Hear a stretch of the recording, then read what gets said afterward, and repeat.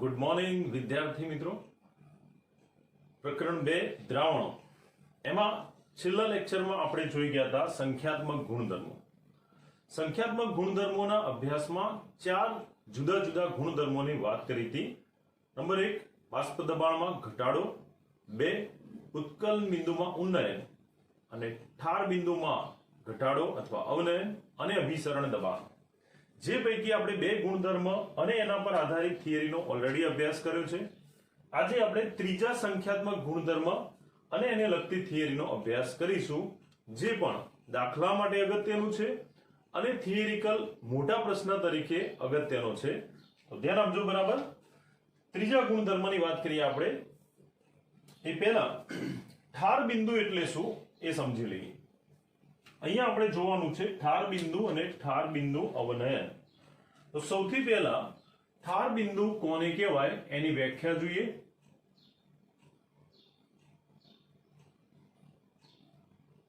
ઠાર બિંદુ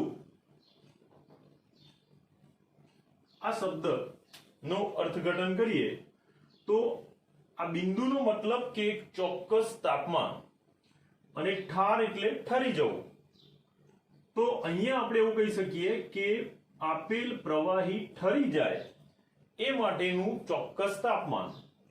પણ વૈજ્ઞાનિક ભાષામાં આવી વ્યાખ્યા ચાલે નહીં. તો ઠાર બિંદુની પ્રોપર વ્યાખ્યા જો આપણે જોઈએ તો એ આ પ્રમાણે આપી શકાય.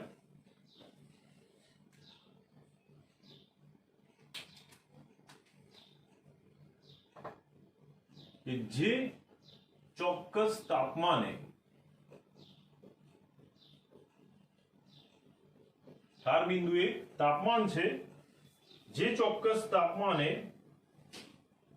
પ્રવાહી અવસ્થા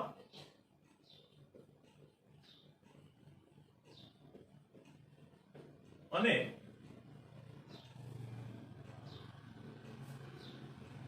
પ્રવાહી અવસ્થા અને ઘન અવસ્થા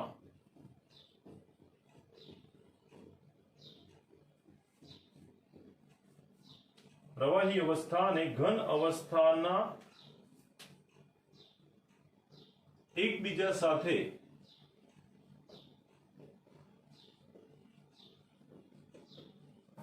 સંતુલનમાં હોય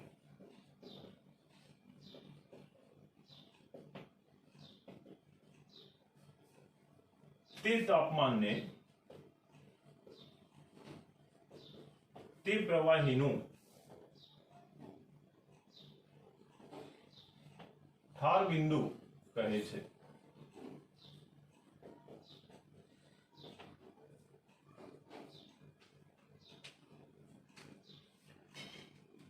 હવે ઉદાહરણથી આપણે સમજીએ તો કોઈ પ્રવાહી હોય, એ પ્રવાહી એનું તાપમાન જ્યારે ઘટે છે ત્યારે ઘન અવસ્થા પણ પ્રાપ્ત કરે છે. પ્રવાહીનું નીચા તાપમાને ઘનમાં, એ રીતે ઘન પદાર્થને ગરમ કરતા એ પ્રવાહીમાં રૂપાંતર થાય છે. પરંતુ આ ઘન અને પ્રવાહી બંને એકબીજા સાથે ચોક્કસ તાપમાને સંતુલન સ્થિતિ પ્રાપ્ત કરે છે, કે જે તાપમાને એમના બાષ્પ દબાણ પણ સમાન હોય છે, અચળ હોય છે. દાખલા તરીકે આપણે ઉદાહરણથી સમજીએ કે પાણી એ પ્રવાહી છે. ઓરડાના તાપમાને પાણી કઈ અવસ્થામાં હોય? પ્રવાહી અવસ્થામાં. પરંતુ આ જે પ્રવાહી પાણી છે એને જો આપણે નીચા તાપમાને લઈ જઈએ તો નીચા તાપમાને લઈ જતા આ જ પાણીનું એના ઘન સ્વરૂપમાં રૂપાંતર થશે, જેને આપણે શું કહીએ છીએ? બરફ. પાણીનું બરફમાં રૂપાંતર થાય છે જ્યારે આપણે પાણીને નીચા તાપમાને લઈ જઈએ. એનાથી વિરુદ્ધ જો બરફને ગરમ કરીએ અથવા ઓરડાના તાપમાને રાખતા નીચા તાપમાને આ જે બરફ હતો એનું તાપમાનના વધારા સાથે પાણીમાં રૂપાંતર થાય છે. આપણે જોઈએ કે બંને પાણીના સ્વરૂપ છે, બંનેનું બંધારણ સરખું છે, પરંતુ એક પ્રવાહી અવસ્થા છે, બીજી ઘન અવસ્થા છે. તમે જોયું હશે અથવા તો આપણે જાણીએ છીએ કે ઘન પદાર્થ તરીકે બરફનું ગલન બિંદુ કેટલું? તો બરફનું ગલન બિંદુ છે 0° કેટલું? 0° એ જ રીતે પાણી એને જો ઠંડુ પાડીએ તો એ પણ 0°C તાપમાને બરફમાં રૂપાંતર થવાનું શરૂ કરશે. આપણે ધોરણ 11 માં શીખી ગયા નિરાળી પ્રણાલી. 0°C તાપમાને પાણી જે પ્રવાહી છે, બરફ જે ઘન છે, એમની વચ્ચે સંતુલન સ્થપાય છે. આવું જે તાપમાન છે 0°C તાપમાન, એ તાપમાને પાણી અને બરફ એટલે કે પ્રવાહી અને ઘન અવસ્થા અથવા પ્રવાહી અને ઘન કલા વચ્ચે સંતુલન સ્થપાય છે, ત્યારે એનું બાષ્પ દબાણ પણ અચળ થઈ જાય છે. આવું જે તાપમાન છે કે જે તાપમાને પદાર્થના પ્રવાહી અને ઘન કલા એકબીજા સાથે સંતુલન સ્થિતિ પ્રાપ્ત કરે છે અને તેના બાષ્પ દબાણ, અણુઓની સંખ્યા અચળ રહેતા તેના બાષ્પ દબાણ સરખા રહે છે. એવું આ જે તાપમાન છે એને તેનું ઠાર બિંદુ કહે છે. બરાબર. તો આ ઠાર બિંદુની વ્યાખ્યા થશે દરેક પદાર્થ માટે પ્રવાહી અને ઘન અવસ્થા સંતુલન સ્થપાય તે માટેનું તાપમાન એટલે કે ઠાર બિંદુ જુદું જુદું હોય છે, જે પ્રવાહીના કેટલાક ગુણધર્મો પર આધારિત છે. ઓકે, તો પાણીની વાત કરીએ તો પાણીમાં પાણીના ઘન સ્વરૂપ અને પ્રવાહી સ્વરૂપ વચ્ચે સંતુલન સ્થપાય છે 0°C તાપમાને. એટલા માટે પાણીનું ઠાર બિંદુ 0°C છે, યાદ રાખવાનું. ઉદાહરણ તરીકે પાણી નું ઠાર બિંદુ એને અંગ્રેજીમાં કહેવાય ફ્રીઝિંગ ટેમ્પરેચર, જેના ઉપરથી ઠાર બિંદુને દર્શાવવાની સંજ્ઞા ફ્રીઝિંગ ટેમ્પરેચર ઉપરથી TF વડે દર્શાવીશું. તો પાણી માટે ફ્રીઝિંગ ટેમ્પરેચર એટલે કે ઠાર બિંદુનું મૂલ્ય કેટલું મળે છે? 0°C, અથવા આપણે કેલ્વિનમાં લખીએ તો એ થશે 273.15 કેલ્વિન. આ વેલ્યુ તમને યાદ હોવી જોઈએ. દાખલાઓમાં પાણી દ્રાવક તરીકે હશે તો એનું ઠાર બિંદુ આપેલું નહીં હોય, વેલ્યુ આપણે મોઢે યાદ હોવી જોઈએ. ઓકે, તો આ યાદ રાખવાનું રહેશે. તો ઠાર બિંદુની વ્યાખ્યા બાદ હવે આપણે આગળ વધીએ ઠાર બિંદુ અવનયન ઉપર. ઠાર બિંદુ અવનયન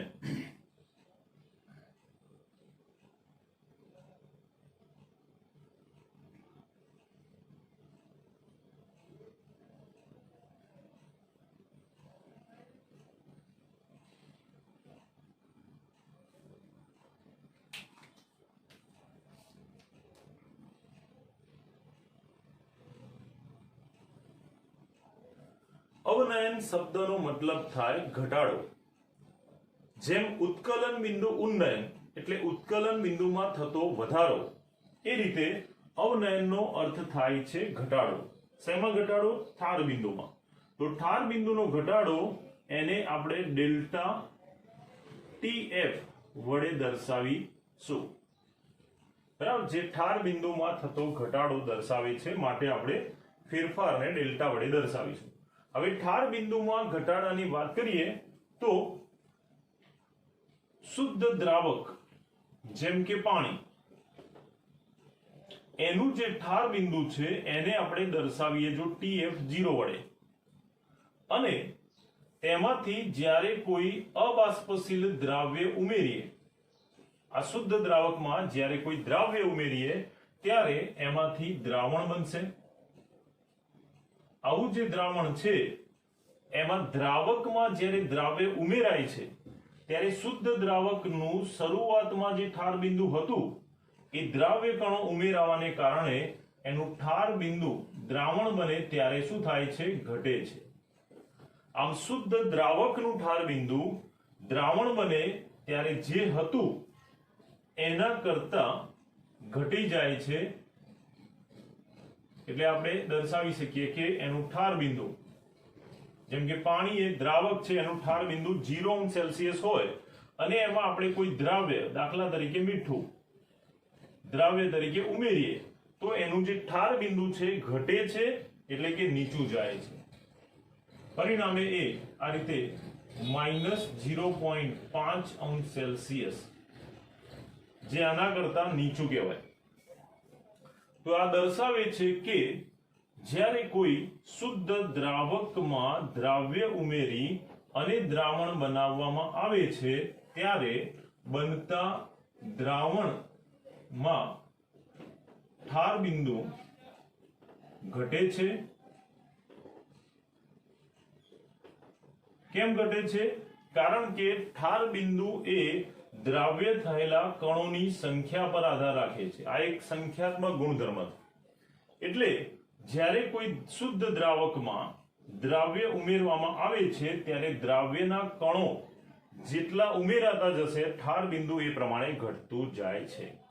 આમ ઠાર બિંદુમાં થતો ઘટાડો એ દ્રાવ્ય કણોની સંખ્યા પર આધાર રાખે છે, માટે આ પણ એક સંખ્યાત્મક ગુણધર્મ થશે. આગળ આપણે જણાવીએ પ્રમાણે જો ઠાર બિંદુમાં થતો ઘટાડો અથવા અવનયન એને ડેલ્ટા TF વડે દર્શાવીએ. જો શુદ્ધ દ્રાવકનું ઠાર બિંદુ TF0 હોય, શુદ્ધ દ્રાવક માટે ઠાર બિંદુ જો TF0 હોય અને દ્રાવ્ય ઉમેરતા બનતા દ્રાવણ માટે ઠાર બિંદુ એને આપણે TF વડે દર્શાવીએ તો ઠાર બિંદુમાં થતો ઘટાડો ડેલ્ટા TF એ આ પ્રમાણે દર્શાવી શકાય. ઠાર બિંદુમાં થતો ઘટાડો ડેલ્ટા TF એનું સૂત્ર દાખલાઓ માટે પણ તમારે યાદ રાખવાનું છે. ઠાર બિંદુમાં થતો ઘટાડો ડેલ્ટા TF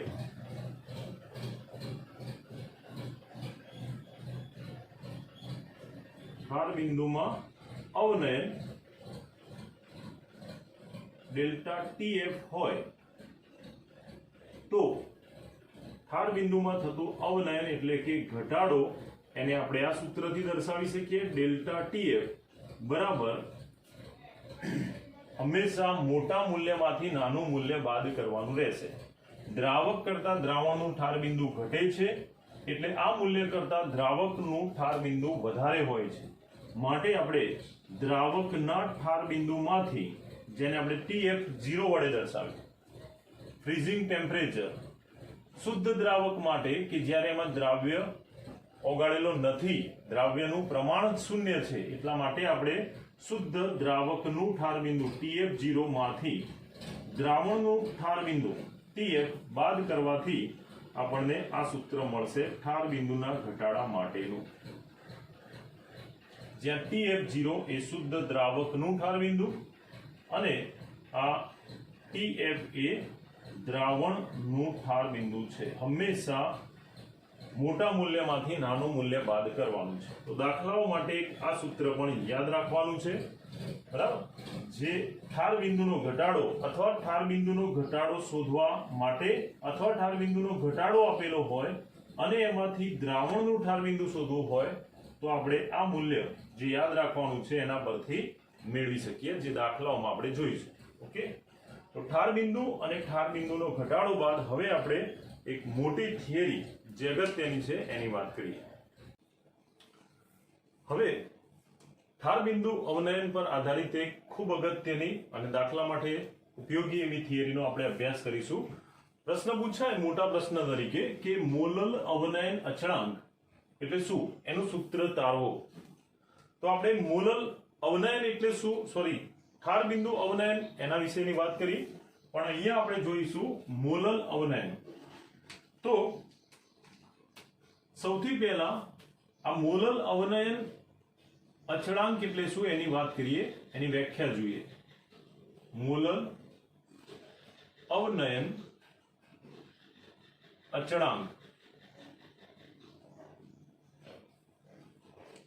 જે વાસ્તવમાં એક અચળાંક છે, એટલે આપણે એને કે સંજ્ઞા વડે દર્શાવીશું, જે અચળાંક માટે દર્શાવવામાં આવે છે. મોલલ એ શબ્દ વપરાય છે મોલાલિટી માટે અને અવનયનનો મતલબ થાય ઘટાડો. જ્યારે દ્રાવણ એક મોલલ બનાવવામાં આવે ત્યારે દ્રાવકના ઠાર બિંદુમાં થતો ઘટાડો, અવનયનનો મતલબ ઘટાડો, હંમેશા અચળ હોય છે. જ્યારે સાંદ્રતા નિશ્ચિત હોય તો એ માટે ઠાર બિંદુમાં થતો ઘટાડો પણ નિશ્ચિત હોય છે, અચળ હોય છે, એટલા માટે આપણે એને અચળાંક કે વડે દર્શાવીએ છીએ અને ઠાર બિંદુ માટે આપણે ફ્રીઝિંગ ઉપરથી એને પાદાંક તરીકે f લખતા એ kf સંજ્ઞા વડે દર્શાવી શકાય। તો ફરીથી આ વ્યાખ્યાને આપણે કેટલાક ઉદાહરણથી સમજીએ પછી લખીએ। એક મોલલ દ્રાવણના ઠાર બિંદુમાં થતો ઘટાડો, શેમાં થતો ઘટાડો? ઠાર બિંદુમાં થતો ઘટાડો જે હંમેશા અચળ હોય છે એટલા માટે એને અચળાંક kf વડે દર્શાવવામાં આવે છે, જેને મોલલ અવનયન અચળાંક કહે છે। એક મોલલ દ્રાવણ તમે કોઈ પણ પદાર્થનું લઈ લો, બરાબર, પછી ગ્લુકોઝનું હોય, યુરિયા હોય કે ખાંડ એટલે કે સુક્રોઝ હોય, આ બધા પદાર્થ આપણે કેમ લીધા? કારણ કે આ એવા પદાર્થો છે કે જે વિદ્યુત અવિભાજ્ય છે, જેનું કણોમાં રૂપાંતર થતું નથી, એટલે કે આ વિયોજન પામતા નથી કે સુયોજન પામતા નથી। સુયોજન મતલબ જોડાવું, જે પાછળ આપણે જોઈશું। સુયોજન મતલબ જોડાવું, ભેગા થવું, અને વિયોજન મતલબ કે છૂટા પડવું। જેમ કે NaCl એનો એક અણુ એને પાણીમાં નાખતા એના બે કણોમાં રૂપાંતર થઈ જશે। આ અણુમાંથી આયનો છૂટા પડવાની પ્રક્રિયા એને વિયોજન કહેવાય। એ જ પ્રમાણે કોઈ એસિડનો અણુ હોય અને એક અણુ દ્રાવકમાં જ્યારે દ્રાવ્ય ઉમેરવામાં આવે ત્યારે હાઇડ્રોજન બંધ કે બીજા કોઈ બંધ દ્વારા જો અણુઓ ભેગા થઈ જાય, જોડાઈ જાય, તો આ ભેગા થવું અથવા જોડાઈ જવું એ ઘટનાને સુયોજન કહે છે। આ એવા દ્રાવ્ય છે કે જેનું સુયોજન કે વિયોજન થતું નથી, એનો અણુ એ અણુ સ્વરૂપે જ રૂપાંતર રહેતો હોય છે, એટલે આપણે આનો દ્રાવ્ય તરીકે ઉપયોગ કરીએ છીએ સમજવા માટે। તો ધ્યાન આપજો, એક મોલલ દ્રાવણ પછી કોઈ પણ વિદ્યુત વિભાજ્યનું હોય, જેમ કે આપણે વાત કરીએ એક મોલલ દ્રાવણ ગ્લુકોઝનું બનાવવું હોય તો એક મોલલ દ્રાવણની વ્યાખ્યા શું હતી કે 1 કિલોગ્રામ દ્રાવકમાં 1 મોલ દ્રાવ્ય ઓગાળવામાં આવે તો દ્રાવણની મોલાલિટી 1 થાય, 1/1। એટલે 1 મોલલ દ્રાવણ બનાવવા માટે આપણે 1 કિલોગ્રામ દ્રાવકમાં 1 મોલ દ્રાવ્ય, હવે ગ્લુકોઝના 1 મોલનું અણુભાર કેટલો થાય? 1 મોલ એટલે 180 ગ્રામ ગ્લુકોઝ ઓગાળવો પડે, ત્યારે એના દ્રાવણની મોલાલિટી 1 થાય। જો આ જ 1 કિલોગ્રામ દ્રાવકમાં યુરિયાનું 1 મોલલ દ્રાવણ બનાવવું હોય તો યુરિયાના અણુભાર જેટલો, એટલે કે 60 ગ્રામ જે યુરિયાનો અણુભાર છે એટલો પદાર્થ 1 કિલોગ્રામ અથવા 1000 ગ્રામ દ્રાવકમાં ઓગાળવાથી તેનું દ્રાવણ 1 મોલલ બનશે।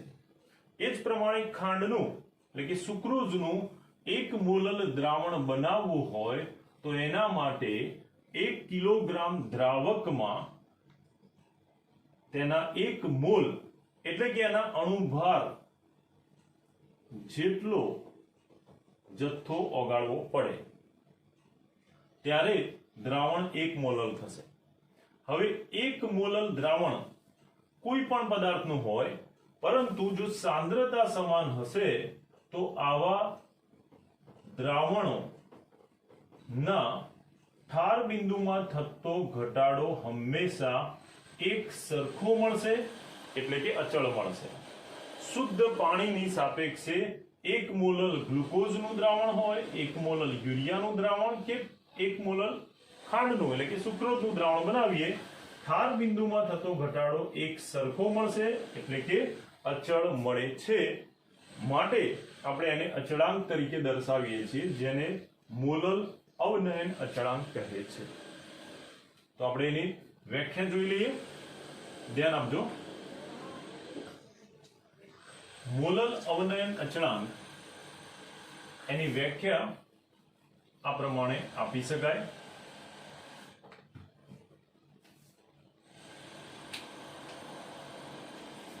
મોલલ અવનયન અચળાંકની વ્યાખ્યા થશે કે 1 મોલલ દ્રાવણ જે કેવી રીતે બનાવી શકાય? 1000 ગ્રામ અથવા 1 કિલોગ્રામ દ્રાવકમાં 1 મોલ દ્રાવ્ય ઓગાળવાથી બનતું 1 મોલ દ્રાવણના ઠાર બિંદુમાં થતા ઘટાડાને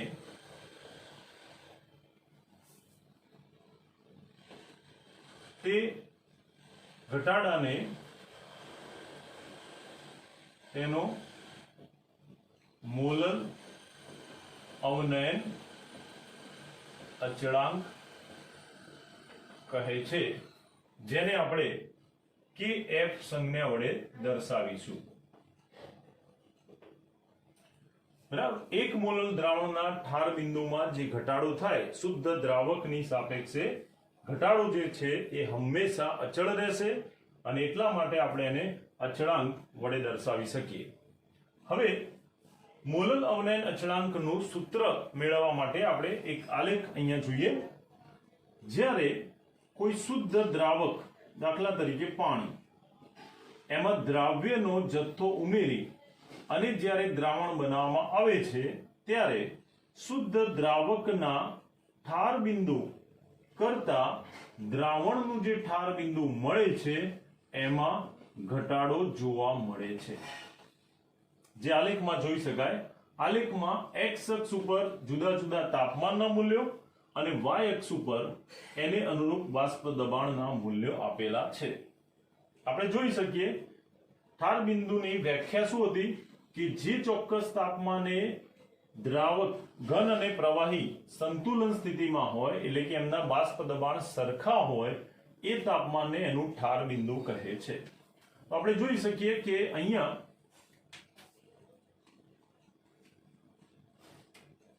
આ પ્રવાહી દ્રાવક માટે જેમ જેમ તાપમાન ઘટે છે એનું બાષ્પ દબાણ ઘટતું જાય છે અને આ બિંદુએ આ પ્રવાહી શુદ્ધ દ્રાવક એના માટે બાષ્પ દબાણનું મૂલ્ય સરખું થતા એ થશે એનું ઠાર બિંદુ.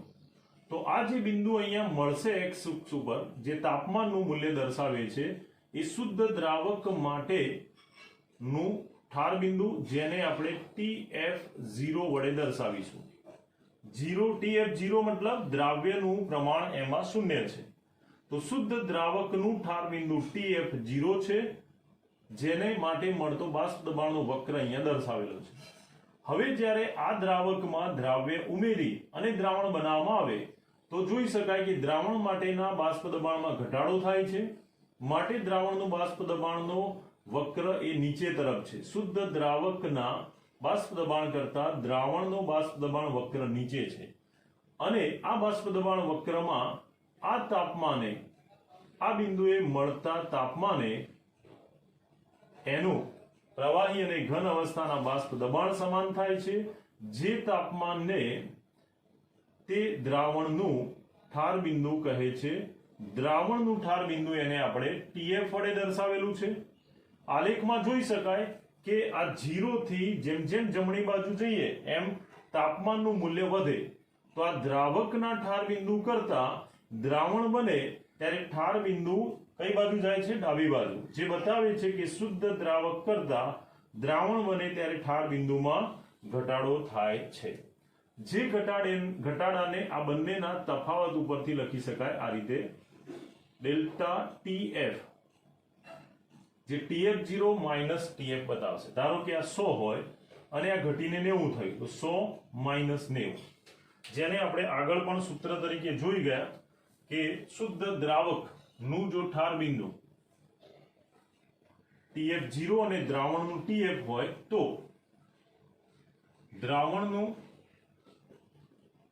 ઠાર બિંદુ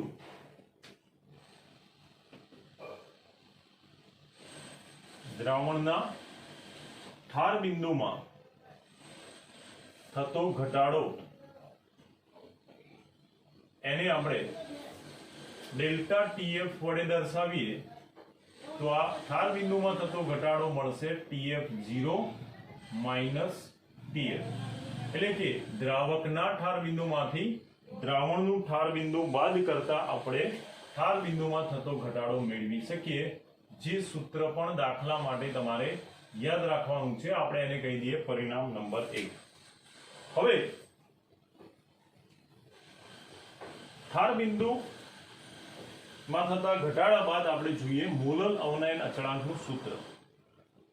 તો આપણે આગળ પણ કહ્યું હતું કે મોલલ ઉન્નયન અચળાંક કેબી ના સૂત્રમાં જે પદ આપણે જે સ્ટેપમાં મૂક્યા હતા સેમ એના જેવા સેમ એવા નહીં પરંતુ એની જેમ અહીંયા પણ બધા સ્ટેપ આવશે. તો જો મોલલ ઉન્નયન અચળાંક વાળી થિયરી તમે બરાબર તૈયાર કરી હશે તો આ પણ તમારા માટે ઈઝી થઈ જશે.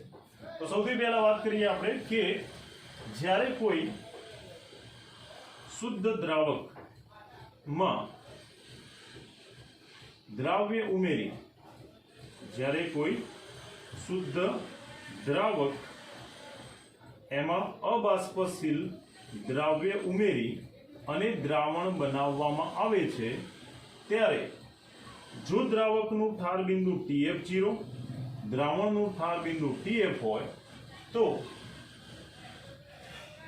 મંદ દ્રાવણ માટે જો દ્રાવણ મંદ હોય તો આ મંદ દ્રાવણ માટે ઠાર બિંદુમાં થતો ઘટાડો એ તેના દ્રાવ્ય કણોની સંખ્યા પર આધાર રાખે છે એટલે કે દ્રાવ્ય કણોની મોલાલિટી પર આધાર રાખે છે. તો એના આધારે આપણે આ પ્રમાણે લખી શકીએ કે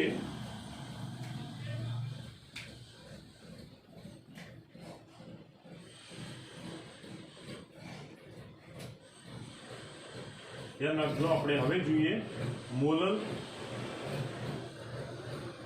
અવનયન અચળાંક KF નું સૂત્ર કેવી રીતે મેળવવું.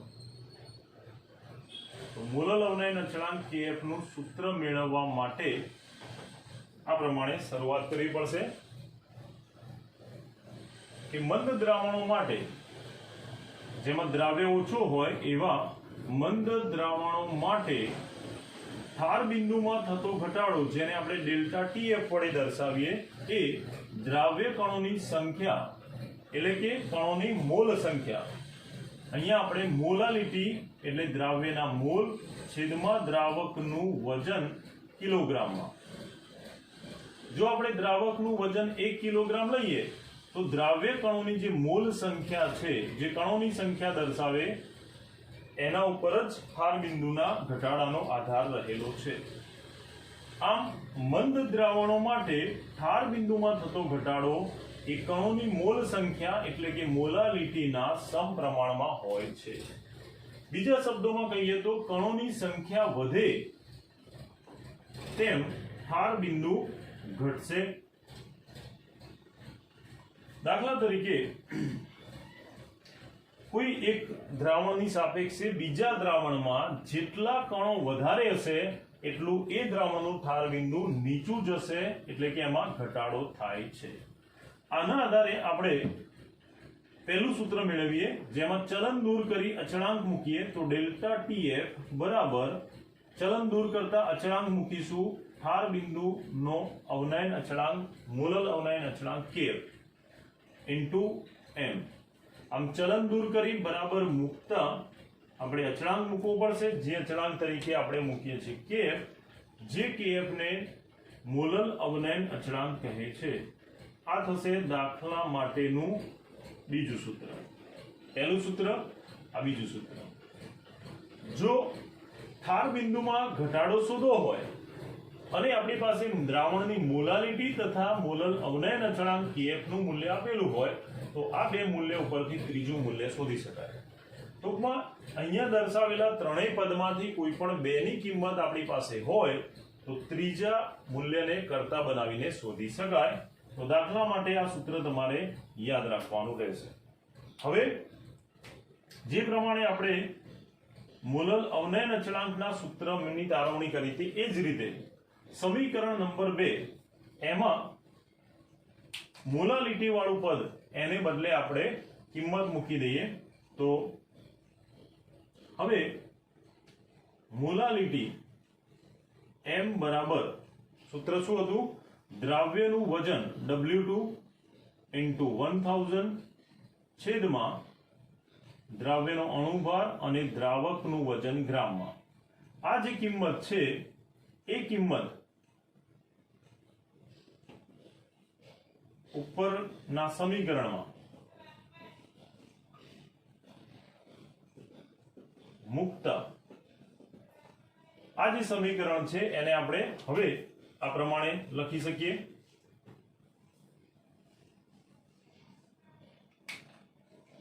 ડેલ્ટા ટીએફ જે ઠાર બિંદુમાં થતો ઘટાડો દર્શાવે છે બરાબર કેએફ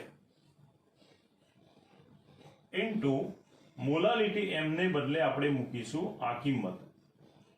તો મોલાલિટી એમ બરાબર કિંમત મૂકી દઈએ દ્રાવ્યનું વજન W2 ઇન્ટુ 1000 છેદમાં દ્રાવ્યનો અણુભાર M2 અને દ્રાવકનું વજન W1.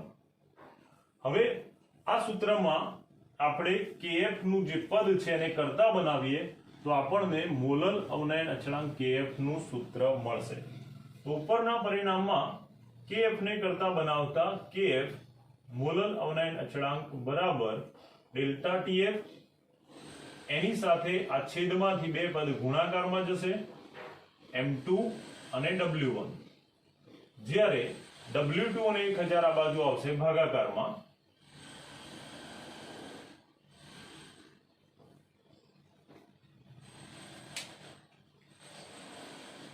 હવે આ સૂત્ર થશે જે આપણે મેળવવાનું હતું મોલલ અવનયન અચળાંક શોધવા માટેનું સૂત્ર.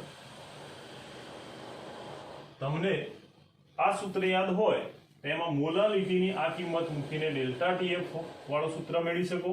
એના ઉપરથી જ આપણે આ તારવવાનું છે. એટલે દાખલા માટે આ બંનેમાંથી કોઈ પણ એક યાદ હશે તો જે શોધવાનું પદ છે એને કરતા બનાવી શકો. તો kf મોલલ અવનયન અચળાંકનું સૂત્ર થશે પરિણામ નંબર 3 જ્યાં kf મોલલ અવનયન અચળાંક આ ઠાર બિંદુમાં થતો ઘટાડો M2 દ્રાવ્યનો અણુભાર W1 દ્રાવકનું વજન ગ્રામમાં અને W2 એ દ્રાવ્યનું વજન થશે ગ્રામમાં. અહીંયા આપણે દ્રાવકનું વજન W1 જ્યારે દ્રાવ્યનું વજન W2 અને દ્રાવ્યનો અણુભાર M2 દર્શાવેલો છે. હવે આ સૂત્ર પરથી આપણે kf નો એકમ મેળવીએ જે મોલલ ઉન્નયન અચળાંક માટે મેળવ્યો તો એ પ્રમાણે. તો હવે અહીંયા મળેલા મોલલ અવનયન અચળાંક kf નો એકમ મેળવવા માટે ઉપરનું સમીકરણ જે છે એમાં ફેરફાર કરી અને આ પ્રમાણે લખી શકાય kf બરાબર ડેલ્ટા tf એમને M2 જે અણુભાર છે દ્રાવ્યનો એને છેદમાં લઈ જઈશું તો એ ભાગાકારના પણ ભાગાકારમાં જશે એટલે આ થઈ જશે 1/W2 અને એના છેદમાં જશે M2 એટલે આ પ્રમાણે થશે W1 છેદમાં 1000. W1 એ દ્રાવકનું વજન ગ્રામમાં દર્શાવે છે જેને 1000 વડે ભાગ્યું છે. આ આપણે એકમ મેળવવા માટે લખીએ છીએ. હવે kf નો એકમ મેળવીએ તો ડેલ્ટા tf એ ઠાર બિંદુમાં થતો ઘટાડો દર્શાવે. જે પ્રકારનું તાપમાન છે એટલે આનો એકમ થઈ શકે ડિગ્રી સેલ્સિયસ અથવા તો કેલ્વિન. આ જે પદ દર્શાવેલું છે છેદમાં એ વજન ભાગ્યા અણુભાર એટલે કે મોલ દર્શાવે છે. આ મોલ વાળું પદ છેદમાં થશે વજન ભાગ્યા અણુભાર એટલે આખો ગુણોત્તર મોલ કહેવાય. જે છેદમાં છે અંશમાં જતા એ થશે મોલ ઇન્વર્સ. એટલે એને આપણે આ રીતે મોલ ઇન્વર્સ તરીકે લખી શકીએ. જ્યારે આ વજન ગ્રામમાં ભાગ્યા 1000 ગ્રામ ભાગ્યા 1000 એટલે આ થઈ જશે કિલોગ્રામ. તો એ મૂકી દઈએ અહીંયા એટલે આપણને એકમ મળશે kf માટેનો. તો kf નો એકમ એ આ પ્રમાણે થશે kf જે મોલલ અવનયન અચળાંક છે એનો એકમ બે જુદી જુદી રીતે લખી શકાય. તાપમાન જો સેલ્સિયસમાં લખીએ તો આ એકમ થશે, જો તાપમાન કેલ્વિનમાં લખીએ તો આ એકમ થશે. ઓકે. આ સિવાય આ જ પરિણામ 3 એના ઉપયોગથી મોલલ અવનયન અચળાંક ઉપરથી આપણે દ્રાવ્યનો અણુભાર શોધી શકીએ. આ સૂત્રમાં M2 એ દ્રાવ્યનો અણુભાર દર્શાવે છે. જો એને કરતા બનાવીએ તો દ્રાવ્યનો અણુભાર M2 બરાબર આને કરતા બનાવો તો બાકીના બધા પદ આ બાજુ લઈ જતા kf સાથે આ બંને ગુણાશે એટલે kf into w2 into 1000 છેદમાં ડેલ્ટા tf અને w1 એ આ બાજુ છેદમાં આવશે ડેલ્ટા tf અને w1 તો આ થશે દ્રાવ્યનો અણુભાર શોધવાનું સૂત્ર આમ જો દ્રાવ્યનો અણુભાર શોધવો હોય તો પણ આ સૂત્રની મદદથી શોધી શકાય દાખલા માટે તમારે સમીકરણ નંબર 1 સમીકરણ નંબર 2 અને સમીકરણ નંબર 3 યાદ રાખવાના રહેશે ત્રીજા સમીકરણ ઉપરથી તમે ડેલ્ટા tf કે m2 પણ શોધી શકો એટલે મુખ્ય સૂત્રોમાં 1 2 અને 3 સમીકરણો 5 થી 10 વાર લખી બરાબર પાક્કા તૈયાર કરી દેવાના kf ના એકમ શોધવા પર આધારિત MCQ પૂછાતા હોય છે એટલે એકમ પણ તમારે યાદ રાખવાનું જે kb ના જેવો જ સેમ એકમ થશે ઓકે તો થિયરી ખૂબ જ અગત્યની છે તૈયાર કરી દેજો બાય થેન્ક યુ